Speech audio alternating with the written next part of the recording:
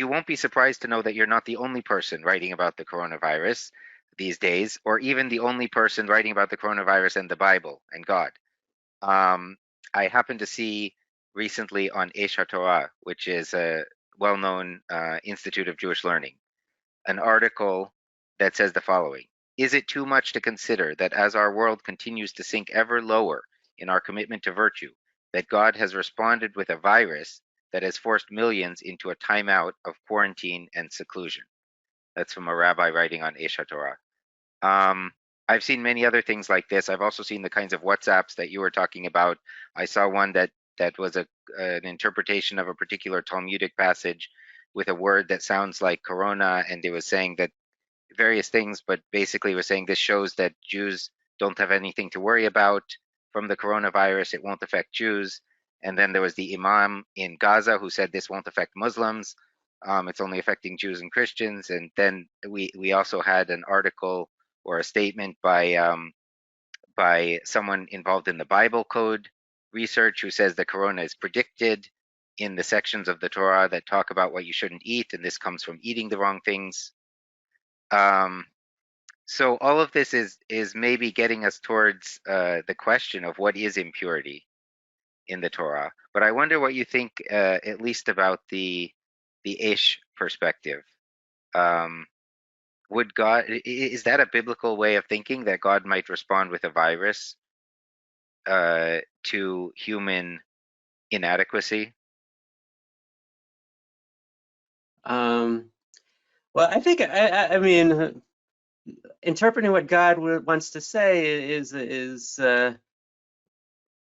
a pretense, that we could try, but I think that's the right direction. I mean, I think that if we wanted to make sense of, I prefer that direction of than rather to say that God's punishing this people or that people.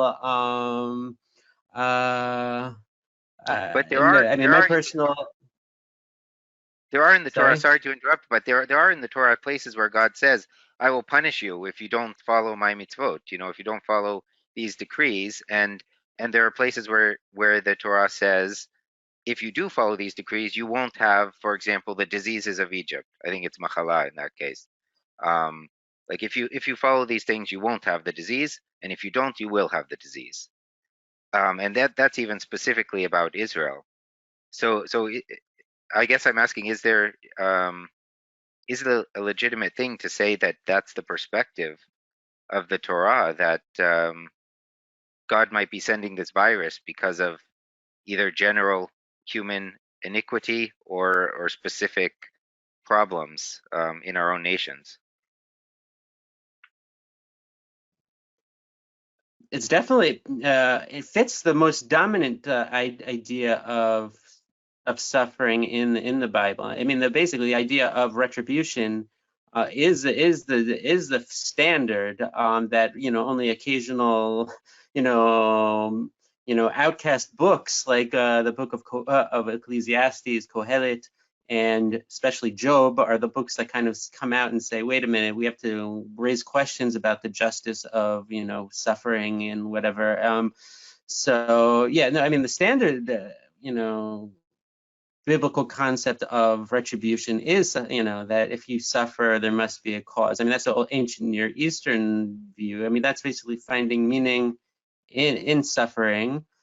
And I think it sounds it is legitimate. The question then, I think that actually what we're going through is very reminiscent of the flood, actually, in terms of just its scope. We talk about a flood engulfing the whole world. I mean, I don't think we could have ever imagined something like this that really just has everybody affected in the way it is, and economically and physically. But the question is, so what's the moral that we're supposed to draw from it? I just had my Arabic class, and the teacher, she was actually pushing it in an ecological direction. She said, look at us now, we're not using our planes, we're not using our cars, and the animals can actually run around and That's what, we should be learning that from this experience, that how we can actually be like more, friendly to our environment. So that's an interesting, if you're already going to talk about, something that the world needs to learn from this, I think that's a possible message.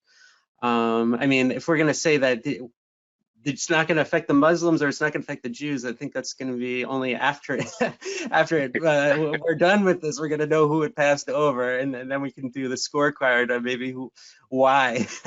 I don't know. It's not going to be so simple, but Yeah, I think a lot of people have raised the environmental point.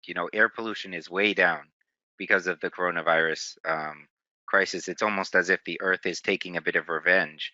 It's even, if you'll forgive me, a little reminiscent of the Shvita year, the land taking its rest, where when Israel goes to exile, God says that the land will enjoy its rest that it didn't have when you didn't let the land recover, basically. And so it's a little bit like that. But at the same time, of course, people are very sick and they're dying. So it's even the ones who want to see the positive side of it have to recognize the dichotomy here. And some of the biblical passages are quite difficult to deal with. There's the plague that Pinchas stopped. That's Magefa in Numbers 25. And it says that 24,000 died in this plague before God's anger was turned away by a violent act. So maybe if we start to look at your main book that you've published, I wonder if I could ask the uncomfortable question: if we were ancient people, would we be thinking of blood sacrifice, blood propitiation, in order to deal with this crisis? Wow. Yeah, I mean, actually, Joe, what you were saying just now really kind of gave me another thought about your previous question. Then maybe you'll help me buy time for that one. Then a second question, Sure. but yeah, I mean, I think in terms of interpreting just plagues on that scale, I mean, ultimately, in a certain sense, no one sees God, and no one can, few of us can actually talk to God. But so when we try to see what God wants from us, to see like a plague like that is basically what the ancients, and we could say it even today, the hand of God. If we want to say that God is angry, what does it mean that God's angry? That means that He's giving us a plague. There's no, I mean, you don't need necessarily to have a anthropomorphic picture of God. I mean, that's basically the expression of it is what happens in our plane, and that causes people. And I guess this is bringing me towards your second question, is that, when you see that God is angry, so then what do you do? And yeah, in the ancient world, the answer was to, propitiate, to appease the gods. And you would bring offerings. I mean, I guess first of all, to acknowledge acknowledge that God is the one who has the power to take away it, the gods or God brought the plague, and God can take away the plague. Shalom, I'm here to invite you to come with us on a journey of discovery into the Jewish context and culture that will forever change the way you read and interpret the Bible. As you slowly go through our self-paced, on-demand program in Jewish studies relevant for Christians, you will gain ability to discover the original meaning of the biblical texts. You will see the nuance hidden behind our best and faithful translations, and to interpret these ancient texts in their original meaning.